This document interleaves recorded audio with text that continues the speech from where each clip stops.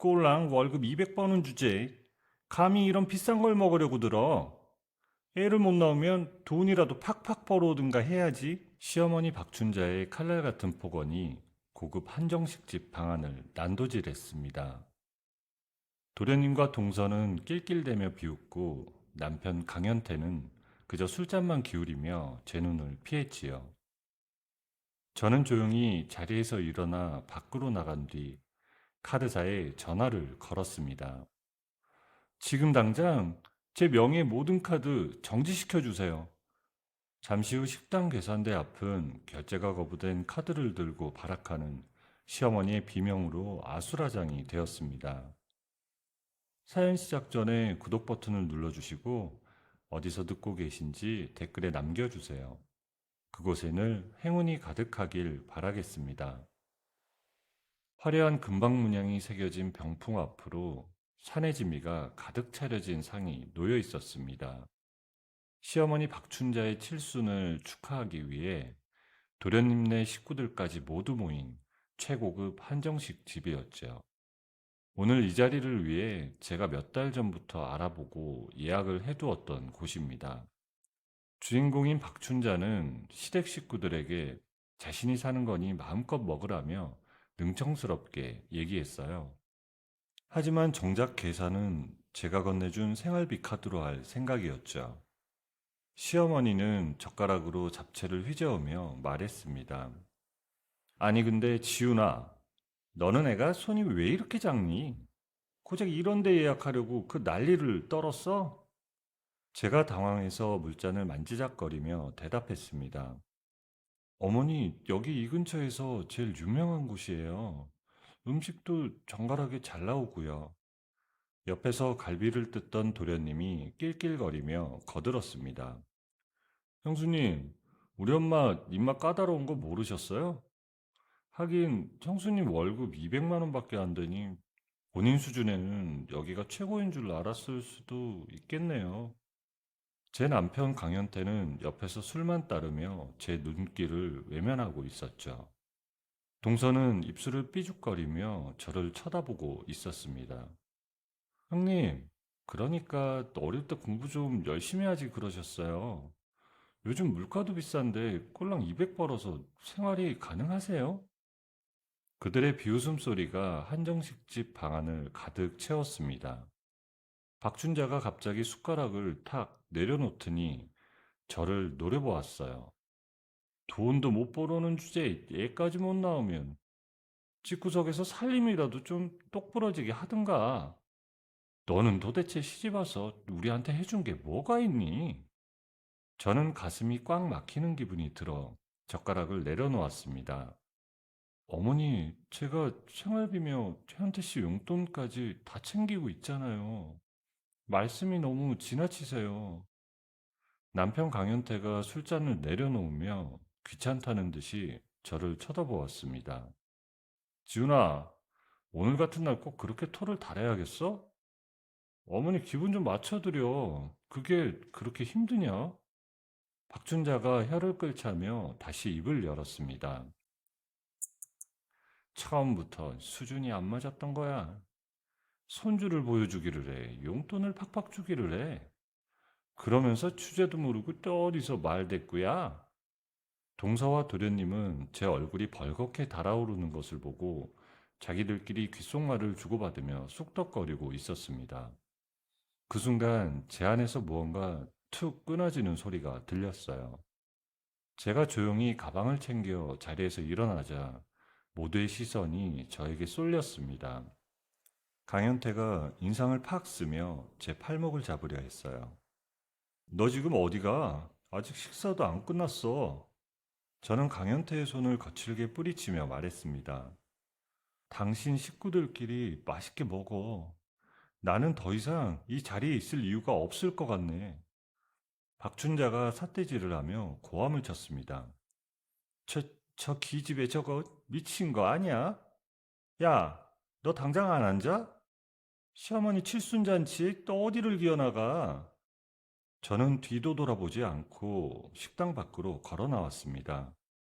등 뒤에서 저를 욕하는 박춘자의 목소리가 복도 끝까지 들려오더라고요.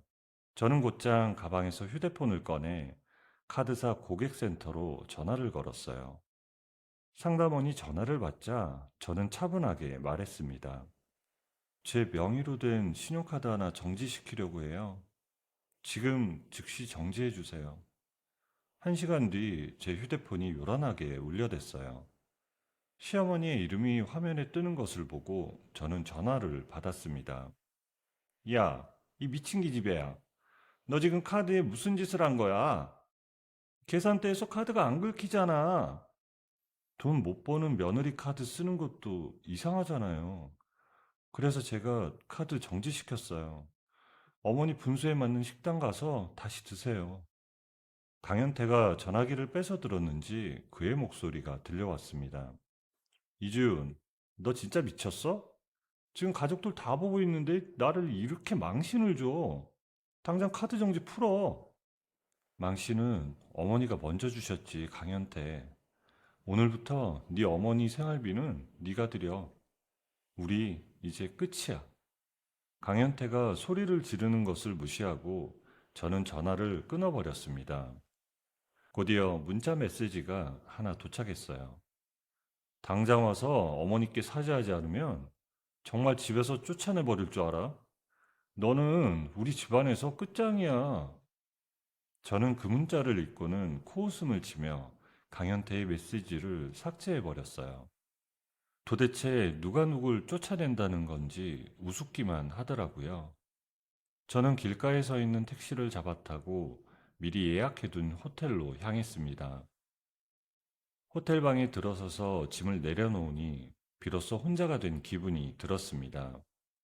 강현태와 함께 살던 그 집으로 돌아가는 대신 저는 이 안락한 침대에 몸을 뉘었어요. 지난 몇 년 동안 시어머니 박춘자의 비위를 맞추고 남편 강현태의 무능함을 채워주며 살았던 제 모습이 주마등처럼 스쳐 지나갔습니다. 하지만 이제는 그런 생활과 작별할 시간이라는 것을 직감했어요. 저는 휴대폰의 전원을 완전히 꺼버리고 어두운 창밖을 바라보았습니다. 내일부터 펼쳐질 새로운 삶이 두렵기보다는 오히려 가슴이 벅차오르는 밤이었습니다. 호텔방으로 쏟아지는 아침 햇살에 눈을 떴을 때 저는 난생 처음으로 가슴이 뻥 뚫린 것 같은 상쾌함을 느꼈습니다. 어제 저녁에 마시다 남은 식은 커피를 한 모금 들이켜고는 가장 먼저 고등학교 동창이자 유능한 이혼 전문 변호사인 차도연에게 전화를 걸었습니다. 신호음이 몇 번 울리기도 전에 차도연이 반가운 목소리로 전화를 받더라고요. 여보세요? 지훈아, 이게 얼마만이야? 잘 지냈어? 저는 침대에 걸터 앉아 창밖을 보며 차분하게 말했습니다. 도연아, 바쁠 텐데 미안해. 나 이혼하려고. 나 좀 도와줄 수 있을까? 수임료는 넉넉히 줄게. 수화기 너머에서 차도연이 잠시 침묵하더니 낮게 읊조렸습니다. 결국 그렇게 됐구나. 그래, 내가 도와줄게. 일단 필요한 서류 목록부터 보내줄 테니까 천천히 준비해봐. 차도연과 통화를 마치고 나니 이제 정말 되돌릴 수 없는 강을 건넜다는 실감이 나더군요. 저는 대충 세수를 하고 호텔을 나와 택시를 타고 제가 다니던 회사 근처로 향했습니다. 멀리서 보니 회사 정문 앞에 박춘자와 강현태가 서서 저를 기다리고 있더라고요.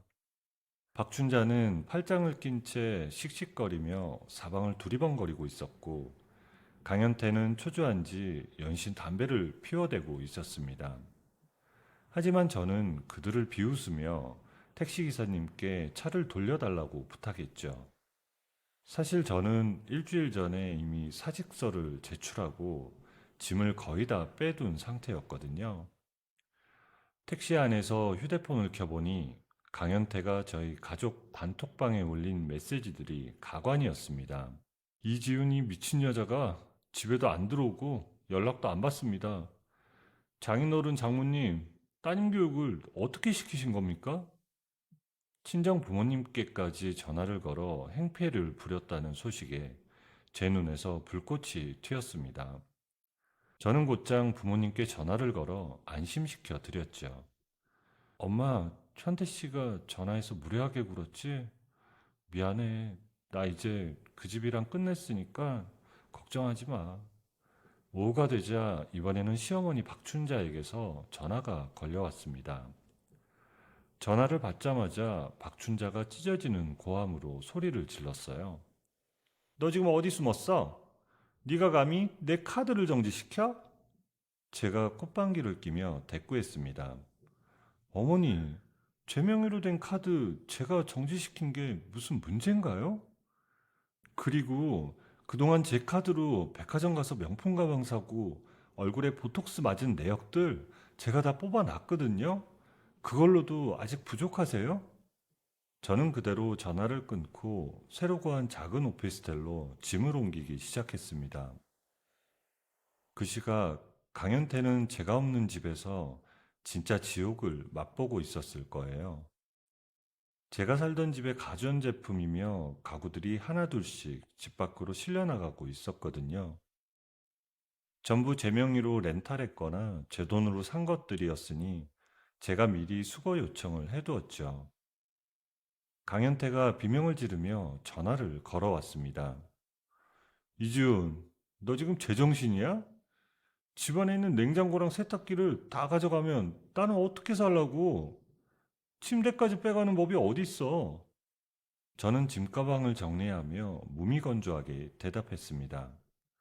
내가 렌탈한 가구를 내가 가져가는 거야.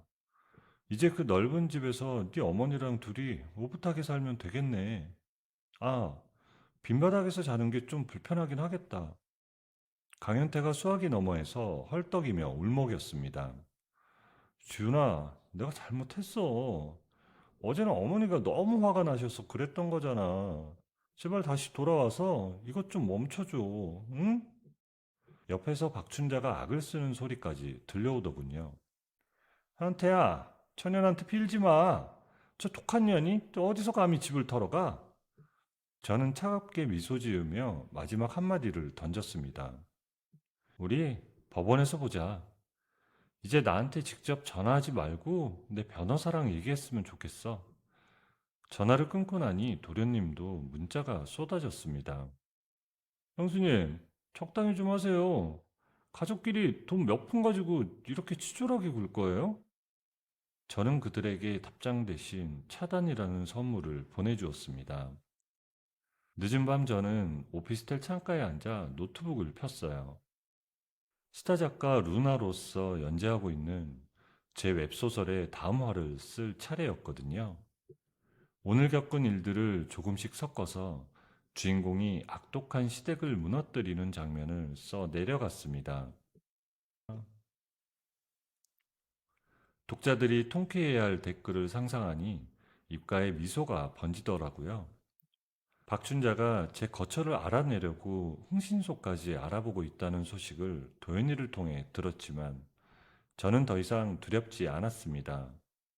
오히려 그들이 앞으로 얼마나 더 비참해질지 기대가 되기 시작했답니다. 어두운 방 안에서 노트북 화면만이 밝게 빛나고 있었고 제 복수극은 이제 겨우 서막을 올렸을 뿐이었죠. 이혼 재판 이래 법정을 빠져나오는 제 발걸음은 솜사탕을 바른 것처럼 가벼웠습니다. 판사님이 강현태의 유책 사유를 조목조목 짚으며 이혼을 선고하던 순간 박춘자와 강현태의 표정은 그야말로 가관이었거든요. 특히 재판 과정에서 제가 인기 웹소설 작가 루나라는 사실이 밝혀졌을 때 법정안은 찬물을 끼얹은 듯 조용해졌습니다. 박춘자가 떨리는 손으로 제 원고료 입금 내역이 적힌 서류를 가리키며 비명을 질렀습니다. 아니, 이게 다 뭐야? 20억? 네가 무슨 수로 이런 돈을 벌어? 지훈아, 네가 우리를 속인 거냐? 강현태가 넋이 나간 표정으로 저를 보며 더듬거렸습니다. 지훈아, 네가 정말 그 유명한 루나라고? 말도 안 돼. 밤마다 잠도 안 자고 컴퓨터를 붙잡고 있더니 그게 다 원고를 쓰는 거였어? 저는 가방을 고쳐매며 차갑게 대꾸했습니다. 당신들이 나를 하냐 취급할 때 나는 내 인생 새로 쓰고 있었어. 이제 와서 후회해봐야 소용없어. 그렇게 재판이 끝나고 보름 정도 지났을 무렵이었을 거예요.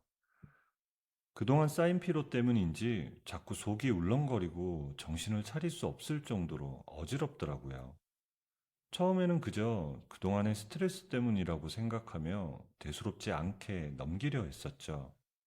그런데 아침에 눈을 뜨자마자 화장실로 달려가 헛구역질을 하는 제 모습을 보고 심장이 덜컥 내려앉았습니다. 저는 떨리는 손으로 산부인과를 찾아가 진료실 의자에 앉았어요. 의사 선생님이 초음파 화면을 가리키며 인자하게 웃었습니다. 이지훈 씨, 축하드려요. 임신 8주 차입니다. 아기가 아주 건강하게 잘 자리 잡았네요.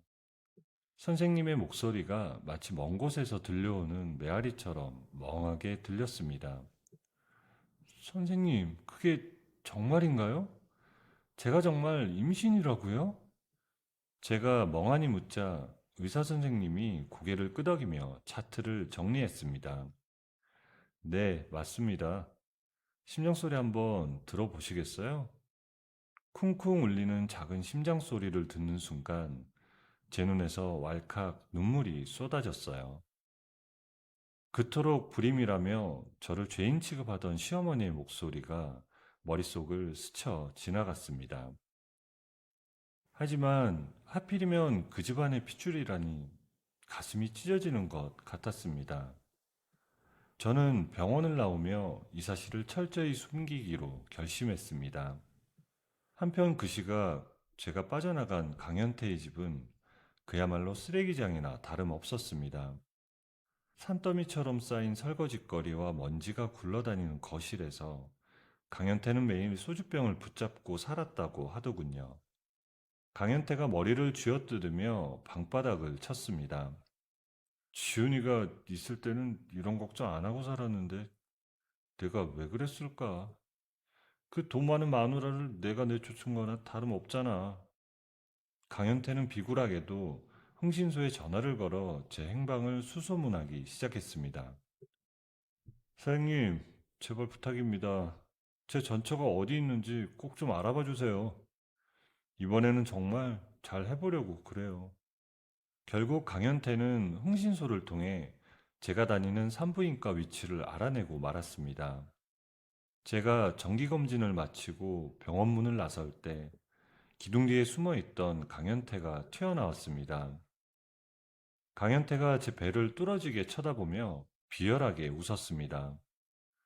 이준, 너 임신했지? 벌써 배가 불렀네?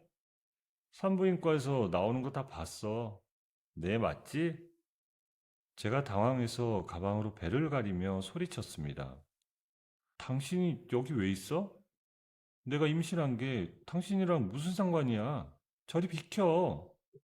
강현태가 제 앞을 가로막으며 낄낄거렸습니다. 상관이 왜 없어? 내 핏줄인데. 너 딱 기다려. 우리 엄마가 알면 난리 나실 거다. 강현태는 곧장 집으로 달려가 박춘자에게 이 소식을 전했습니다. 박춘자가 소파에서 벌떡 일어나며 손뼉을 쳤습니다. 뭐? 그 기집애가 우리 손주를 가졌다고? 현태야, 이거 절호의 기회다. 그 돈 많은 년이 우리 애를 가졌으니 이제 평생 연금이나 다름없어. 강현태가 눈을 번뜩이며 맞장구를 쳤습니다. 맞아요, 엄마. 그 기집애 재산이 수십억이라는데 애만 뺏어오면 그 돈 다 우리 거나 마찬가지잖아요. 박준자가 음흉하게 웃으며 옷장을 뒤졌습니다. 당장 내일부터 지은이한테 아기용품이며 꽃바구니며 쏟아 부어라.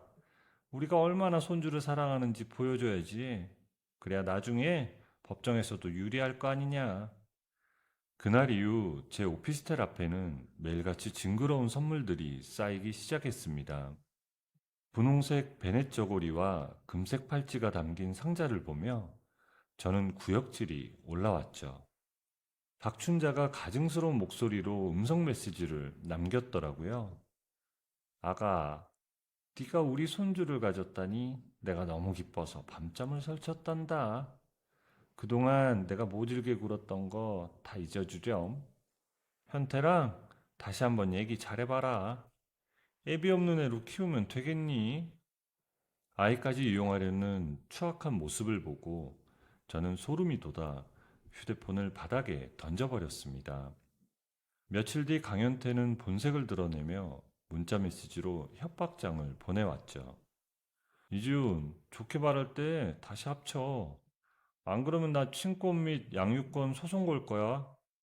내 애를 나 몰라 혼자 키우는 건 불법인 거 알지? 법정에서 피 보지 말고 당장 집으로 들어와. 저는 그 문자를 보고 주저앉아 엉엉 울다가 떨리는 손으로 차도연에게 다시 전화를 걸었습니다. 도연아, 도와줘. 강현태가 내 임신 사실을 알았어.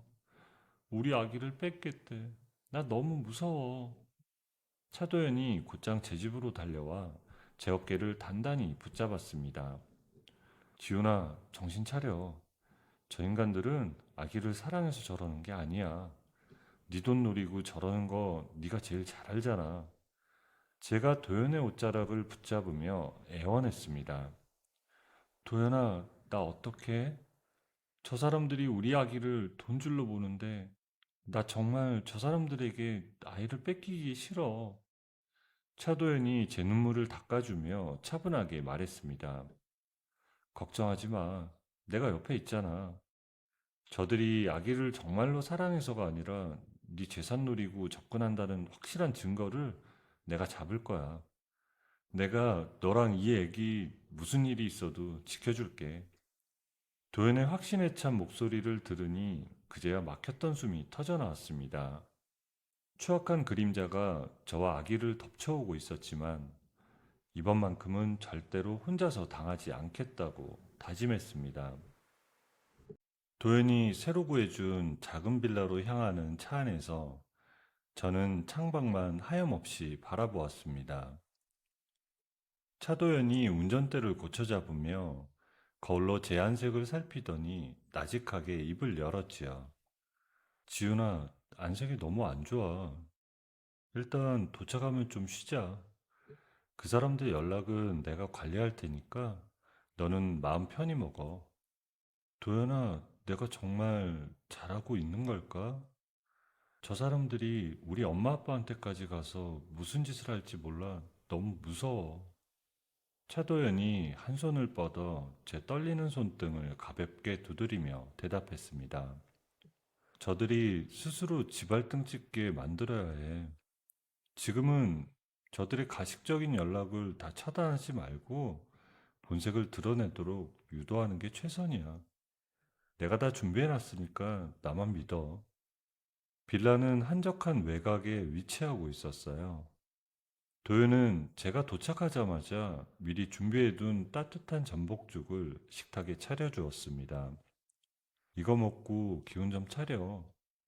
엄마가 잘 먹어야 아기도 건강하지.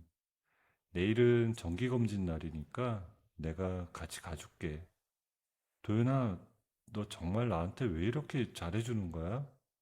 네 일도 바쁠 텐데 매일 이렇게 와주고. 차도연이 숟가락을 제 손에 쥐어주며 제 눈을 똑바로 응시했습니다. 지훈아, 고등학교 때부터 내 마음은 한 번도 변한 적 없어. 아이의 생물학적 아버지가 누구인지는 나한테 중요하지 않아. 나는 너랑 이 아이를 지킬 준비가 되어 있어. 아니, 내 평생을 걸고 지킬 거야. 그의 고백에 가슴 한구석이 찡하게 울려왔지만 저는 말없이 죽만 떠먹었습니다. 그날 밤부터 저는 아이를 위해 태교일기를 쓰기 시작했죠. 나의 작은 기적이라는 제목을 붙인 그 공책에 저는 아이에게 하고 싶은 말과 제 다짐들을 꾹꾹 눌러 적었답니다. 한편 제가 자취를 감추자 박춘자와 강현태는 초조함을 견디지 못하고 저희 친정집으로 들이닥쳤습니다. 박춘자가 대문 앞에 주저앉아 흙바닥을 치며 곡소리를 냈어요. 아이고, 사돈어른, 우리 며느리 어디로 숨었습니까? 우리 현태희 씨를 가진 귀한 몸인데 이렇게 숨겨두시면 천벌받습니다. 저희 엄마가 대문을 빼꼼히 열고 박춘자를 싸늘하게 내려다보며 말했습니다. 사돈? 누가 당신 사돈이야? 우리 지훈이 애 못 낳는다고 구박할 때는 언제고 이제 와서 손주 타령이야. 당장 여기서 안 꺼져요? 강현태가 엄마의 바짓가랑이를 붙잡으려 하며 애걸복걸 하더라고요. 장모님, 제가 다 잘못했어요. 지훈이 어디 있는지 알게만 해주세요. 제가 무릎 꿇고 빌게요. 엄마는 미리 준비해둔 굵은 소금을 바가지째 들고 나와 그들의 머리 위로 뿌렸습니다. 소금이나 처먹고 썩 꺼져. 가시는 우리 집 근처에 얼씬도 하지 마. 박춘자와 강현태는 소금 세례를 맞고 욕설을 내뱉으며 물러났지만 그들의 탐욕은 거기서 멈추지 않았습니다. 그 시각 도연은 강현태의 주변을 조사하던 중 아주 흥미로운 사실을 발견했죠. 차도연이 서류 뭉치를 제 앞에 내려놓으며 말했습니다. 강현태 인간 이혼하고 생활비 줄어드니까 벌써 카드 빚에 대출까지 엉망이더라고. 완전히 경제적 파산 상태야. 어쩐지 그래서 더 악착같이 내 돈을 노리고 아이를 뺏으려 하는구나. 정말 인간도 아니야. 차도연이 주머니에서 작은 녹음기를 꺼내며 눈을 빛냈습니다. 그래서 내가 그 사람들이 의뢰했던 흥신소 쪽에 미리 손을 좀 써놨어. 저들이 너를 어떻게 이용하려고 모의하는지 곧 결정적인 증거가 나올 거야. 며칠 뒤 도윤이 가져온 녹음 파일에는 박춘자와 강현태의 추악한 대화가 고스란히 담겨 있었습니다. 현태야, 지훈이 큰년이 번 돈이 어마어마하다더라. 애만 뺏어오면 양육비 명목으로 매달 수천만 원씩 뜯어낼 수 있어. 그럼 우리 팔자 피는 거야. 알아요, 엄마. 애가 무슨 상관이에요. 그년 재산 뜯어낼 인질이지. 소송 걸어서 길을 죽여놓으면 지발로 기어 들어올 거예요. 그 녹취를 듣는 순간 제 손이 사정없이 떨리고 심장이 터질 듯이 뛰었습니다. 도연아, 들었지? 그 인간들은 사람이 아니야. 내 아이를 인질로 잡으려고 하잖아. 차도연이 제 어깨를 단단히 감싸 안으며 저를 진정시켰습니다. 지훈아, 울지 마. 이 녹취가 저들을 무너뜨릴 가장 강력한 무기가 될 거야. 이제 우리 차례야. 도연은 제가 우울해하지 않도록 거실을 풍선과 꽃으로 장식하고 작은 베이비 샤워를 준비해 주었습니다. 차도연이 작은 아기 신발을 제 손바닥 위에 올려놓으며 웃었어요. 지훈아, 다가올 진통도 저들과의 싸움도 너 혼자 하는 거 아니야. 내가 언제나 너의 뒤에 서 있을게. 고마워, 도연아. 나 이제 안 숨어. 내 아이를 위해서라면 뭐든지 할 수 있어. 두려움은 어느새 사라지고 오직 내 자식을 지키겠다는 서슬퍼런 각오만이 제 가슴 속을 가득 채우고 있었습니다. 어느덧 배가 제법 불룩하게 올라온 임신 후반기에 접어들었을 때였습니다. 저는 스타 작가로서의 명성을 굳히는 신작 발표회와 소외된 임산부들을 돕기 위한 자선 행사를 함께 개최하게 되었어요. 화려한 호텔 연회장 입구에는 제 사진이 걸려 있는 대형 배너가 세워져 있었고, 수많은 기자가 카메라를 들고 저를 기다리고 있었습니다. 대기실에서 거울을 보며 드레스 매무새를 가다듬고 있는데 차도연이 화사한 꽃다발을 들고 들어왔어요.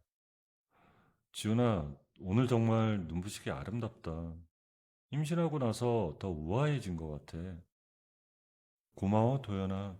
사실 사람들 앞에 서려니 조금 떨리네. 우리 아기도 긴장했는지 아까부터 발길질이 심해. 차도연이 제 배에 손을 살짝 올리며 다정하게 속삭였습니다. 아가야, 엄마 오늘 정말 멋진 날이니까 조금만 살살 놀아줘. 도윤아, 네가 옆에 있다고 생각하니까 마음이 훨씬 놓여. 행사장 문이 열리고 제가 만삭의 몸으로 당당하게 걸어 들어가자 수많은 플래시 세례가 쏟아졌습니다. 저는 단상 위에 올라가 마이크를 잡고 당당한 목소리로 입을 열었습니다. 오늘 이 자리에서 저는 여러분께 고백할 것이 있습니다. 저는 현재 임신 중이며 혼자서도 이 아이를 충분히 행복하게 키울 수 있는 능력을 갖춘 싱글맘이 되기로 했습니다. 장래가 술렁이기 시작했지만 저는 굴하지 않고 말을 이어갔죠. 누군가의 아내나 며느리가 아닌 오로지 저 자신과 제 아이를 위한 삶을 살겠습니다. 제 아이가 자랑스러워할 수 있는 엄마가 되는 것, 그것이 제 유일한 목표입니다. 그 순간 연회장 안은 뜨거운 박수 소리로 가득 찼습니다. 기자들은 제 용기 있는 고백에 연신 질문을 던졌고 저는 시종일관 미소를 잃지 않았습니다. 출판사 편집장님이 다가와 제 손을 꽉 잡으며 상기된 얼굴로 말했습니다. 이지훈 작가님, 방금 드라마 판권 계약 도장 찍었습니다. 계약금이 상상을 초월해요. 이제 대한민국에서 작가님 모르면 간첩 소리 들을걸요? 정말요? 다 편집장님 덕분이에요. 우리 아기가 복동인가 봐요. 제 통장에는 상상도 못 해봤던 돈이 찍혔습니다. 불과 1년 전만 해도 시댁 식구들에게 꼴랑 200만 원 벌이라며 무시당하던 제가 아니었죠. 차도연은 공식적인 파트너로서 제 모든 일정을 함께하며 악의적인 댓글이나 비난들을 사전에 완벽하게 차단해 주었습니다. 저희 친정집 거실에서 차도연과 부모님이 함께 저녁 식사를 하던 날이었어요. 아빠가 차도연의 술잔에 정성껏 술을 따르며 인자하게 웃었습니다. 차 변호사, 우리 지훈이 곁에서 이렇게 든든하게 지켜주니 내가 정말 마음이 놓이네. 앞으로도 우리 딸이랑 아기 잘 부탁하네. 차도연이 정중하게 잔을 받으며 대답했습니다. 아버님, 걱정 마십시오. 지훈이와 아기는 제 목숨보다 소중합니다. 제가 평생 책임지고 행복하게 해주겠습니다. 엄마가 제 손을 꼭 잡으며 눈시울을 붉혔답니다. 그래, 지훈아, 이제야 제자리를 찾은 것 같아. 고생 많았다. 우리는 아이를 맞이할 아름다운 집을 함께 꾸미며 소소하지만 확실한 행복을 누렸습니다. 포근한 아기 방을 연하늘색으로 칠하고 작은 침대를 놓던 날, 차도연은 제 배에 귀를 대고 동화책을 읽어주었어요. 옛날 옛날에 아주 용감한 엄마가 있었단다. 그 엄마는 아기를 위해 세상에서 가장 큰 용기를 냈지. 그 모습을 지켜보던 저는 가슴속 깊은 곳에서 차오르는 안도감을 느꼈습니다. 도연아, 나 지금 이 순간이 꿈만 같아. 예전에는 이런 평범한 행복이 나한테는 절대로 안 올 줄 알았거든. 며칠 뒤 저는 올해의 작가상을 받기 위해 화려한 시상식 무대에 올랐습니다. 황금빛 트로피를 손에 쥐고 저는 수많은 관객 앞에서 마지막 소감을 전했죠. 저를 죽이지 못한 고통은 저를 더 강하게 만들었습니다. 제 인생의 진정한 주인공은 이제 남이 아닌 바로 저 자신입니다. 도연은 무대 위로 올라와 커다란 꽃다발을 건네며 저를 따뜻하게 안아주었습니다. 전국에 생중계되는 그 장면을 보며 대중들은 큰 축복을 보내주었어요. 하지만 같은 시각 TV를 지켜보던 박춘자와 강현태는 질투와 탐욕으로 눈이 뒤집혀 있었어요. 박춘자가 TV 화면을 삿대질하며 발악하듯 소리를 질렀습니다. 현태야, 저것 좀 봐라. 저 기집애 호의호식하고 있는 꼴 좀 봐. 저게 다 우리 돈이어야 하는데. 강현태가 소주병을 바닥에 내던지며 이빨을 갈았습니다. 엄마, 가만히 있으면 안 돼요. 저 재산 절반은 내 거야. 저희가 내 핏줄인데 어떻게든 뺏어와야 한다고요. 그들은 제가 누리는 행복의 크기만큼이나 더 깊고 추악한 음모를 꾸미기 시작했습니다. 화려한 시상식의 여운이 가시기도 전에 제 삶에는 다시금 어두운 그림자가 드리우기 시작했답니다. 며칠 뒤 저희 집으로 법원에서 보낸 두툼한 서류 뭉치가 날아들었을 때 제 손이 바들바들 떨렸습니다. 강현태와 박춘자는 제 재산이 모두 자기들 것이어야 했다는 광기에 휩싸여 본격적인 친권 및 양육권 소송을 제기했어요. 서류를 훑어보던 차도연이 미간을 찌푸리며 책상을 탁 쳤습니다.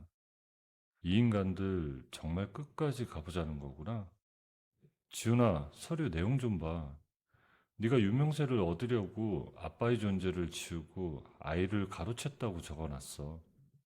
어떻게 이렇게 뻔뻔할 수가 있어?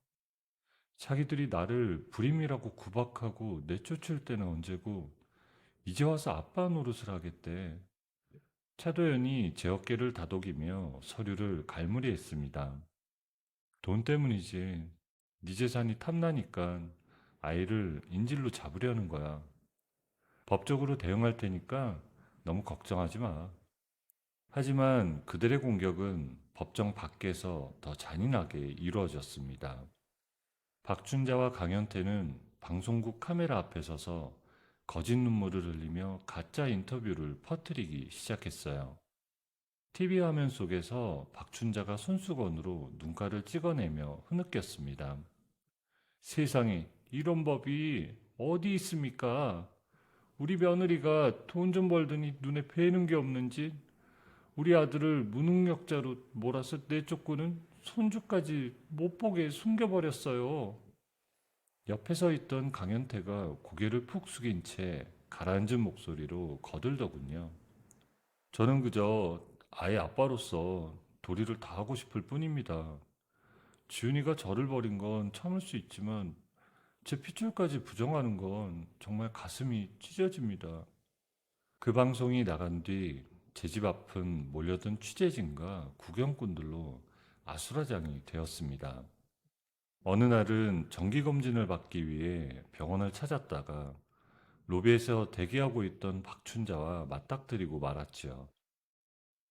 박춘자가 제 배를 보더니 다짜고짜 달려들어 제 어깨를 거칠게 밀쳤습니다.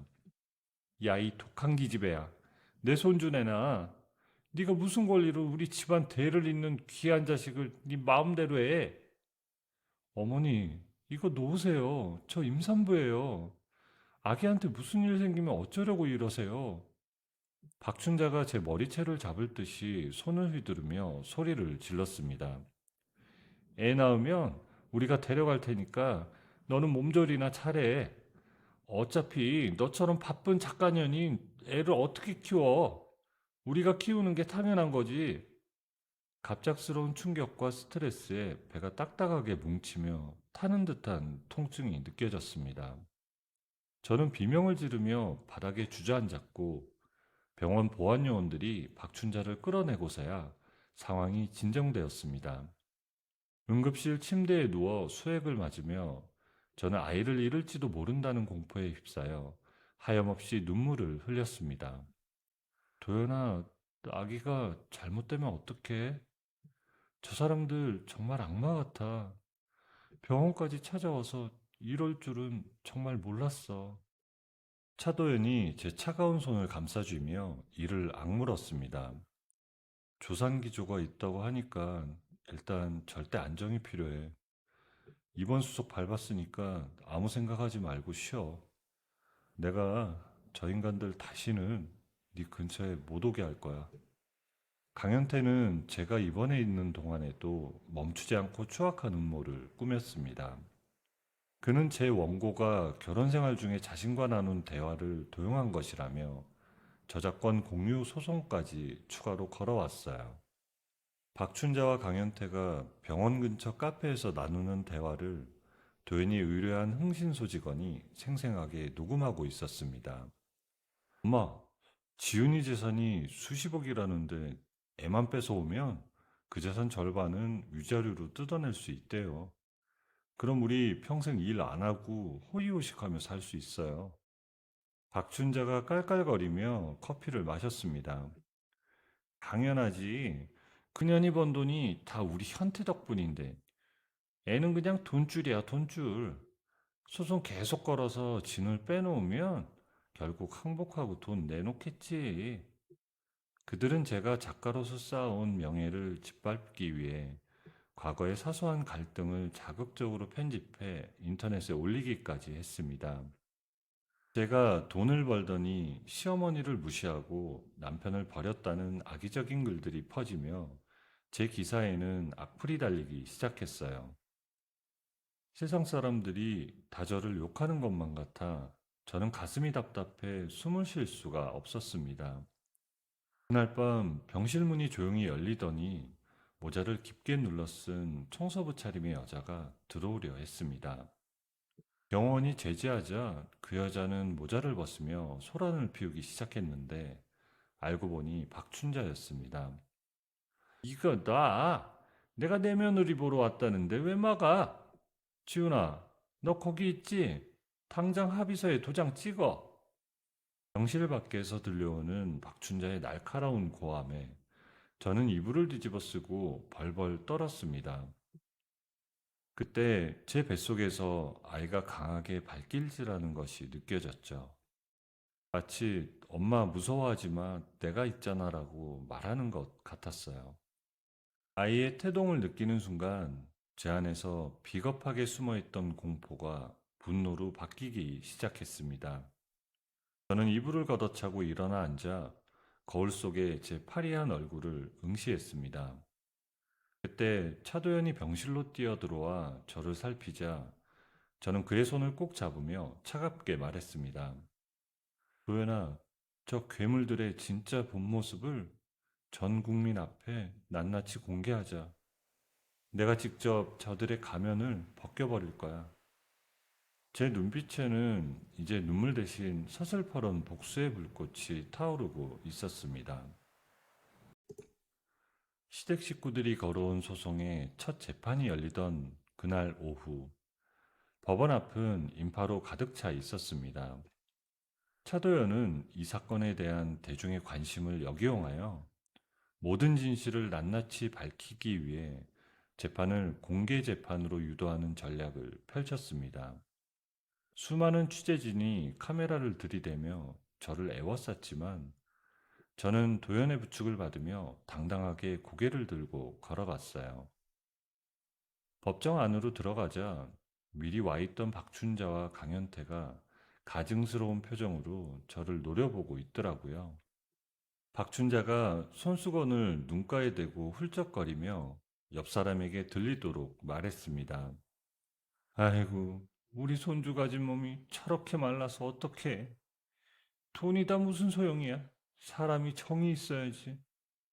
강현태가 제 만삭의 배를 힐끗거리며 비열하게 속삭였습니다. 지훈아, 지금이라도 늦지 않았어. 우리 손잡고 나가면 다 없던 일로 해줄게. 괜히 망신당하지 말고 좋은 말로 할 때 합의하자. 제가 강현태의 눈을 똑바로 응시하며 서늘하게 대꾸했습니다. 강현태, 당신 걱정이나 해. 나는 오늘 여기서 끝을 볼 거니까. 재판이 시작되고 방청석은 숨소리조차 들리지 않을 만큼 정막이 감돌았어요. 차도현 변호사가 서류 가방에서 이동식 저장 장치를 꺼내며 재판장님께 말했습니다. 재판장님, 피고인 강현태와 그의 어머니 박춘자가 본 소송을 제기한 목적이 아이에 대한 사랑이 아님을 입증할 결정적인 증거를 제출하겠습니다. 강현태가 당황해서 엉덩이를 들썩거리며 소리쳤습니다. 무슨 증거요? 그런 거 다 조작이에요. 저 사람은 저를 모함하려고 미친 사람처럼 굴고 있다고요. 도연이 노트북을 연결하자 법정 안의 대형 화면에 재생 버튼이 눌렸습니다. 녹취 파일이 흘러나오자 박춘자의 날카로운 목소리가 법정 안을 가득 채웠어요. 현태야, 지훈이 그년이 번 돈이 어마어마하다더라. 애는 황금알을 낳는 거이니 뺏기만 하면 평생 돈 걱정 없다. 우리가 그 돈으로 떵떵거리고 살아야지. 안 그러냐? 법정안이 웅성거리기 시작했고 사람들은 경악스러운 표정으로 박춘자를 쳐다보았습니다.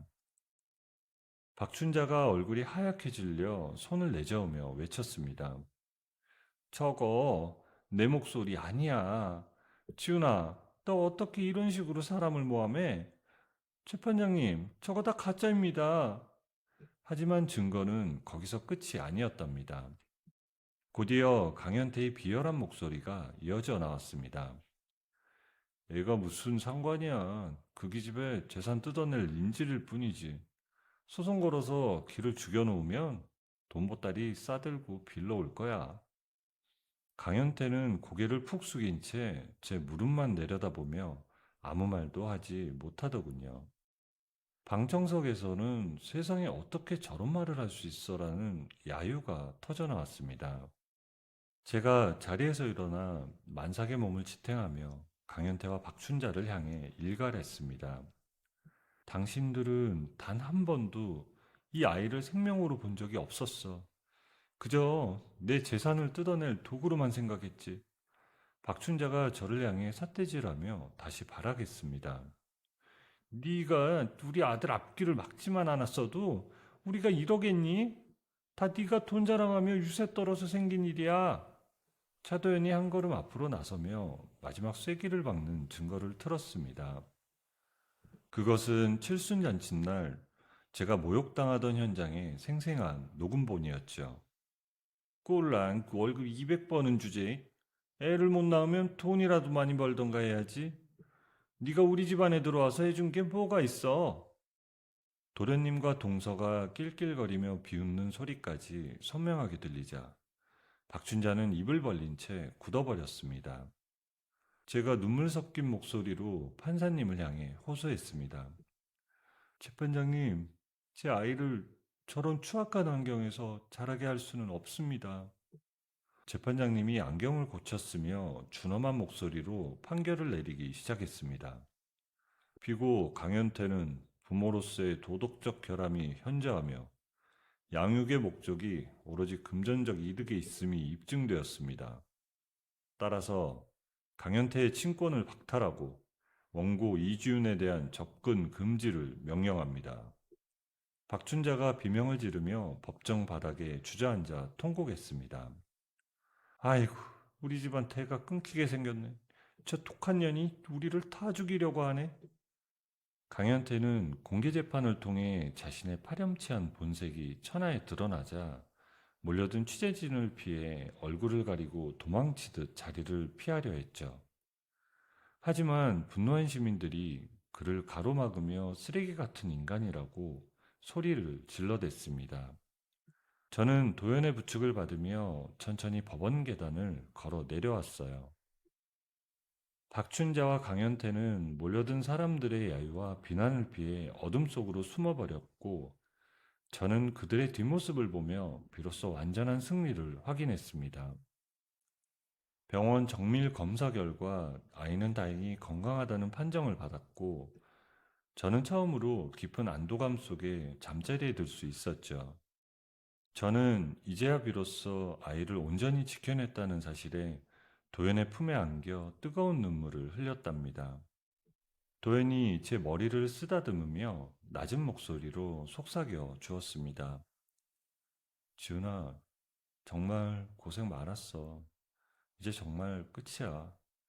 우리 아기랑 당신 내가 평생 지켜줄게. 밤하늘의 달빛이 창가를 부드럽게 비추고 있었고 제 마음속의 폭풍도 드디어 잔잔하게 가라앉기 시작했답니다.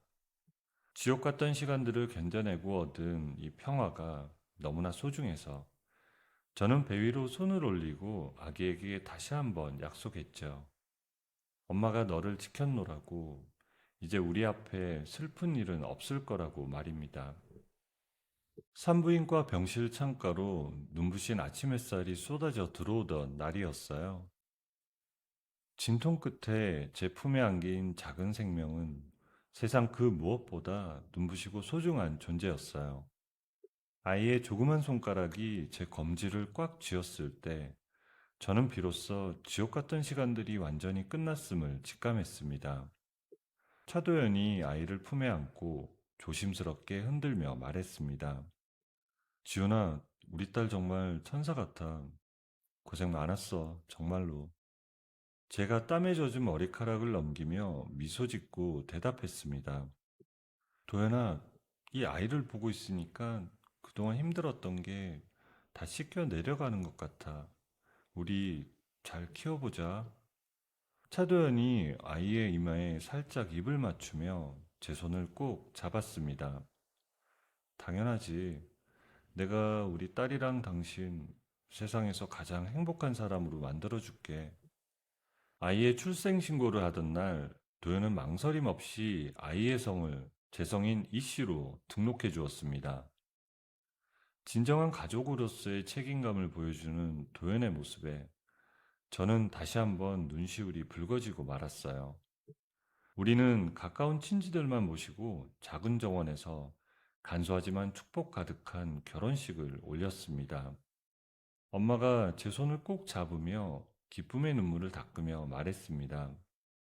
지훈아, 이제 네가 진짜 웃는 걸 보는구나. 도연이랑 우리 아기랑 예쁘게 잘 살아라. 엄마, 아빠, 나 이제 정말 행복해. 다 두 분 덕분이야. 아빠가 도연의 어깨를 툭툭 치며 인자하게 웃어 보였습니다. 차서방, 우리 지훈이 눈에 눈물 나게 하면 안 되네. 자네만 믿음세. 차도연이 아빠를 향해 정중하게 고개를 숙이며 대답했습니다. 아버님, 지훈이와 아기는 제 목숨보다 소중합니다. 제가 평생 지키겠습니다. 한편 그 시각 공개 재판으로 얼굴이 팔려 다니던 직장에서도 잘린 강현태는 비참한 나날을 보내고 있었습니다.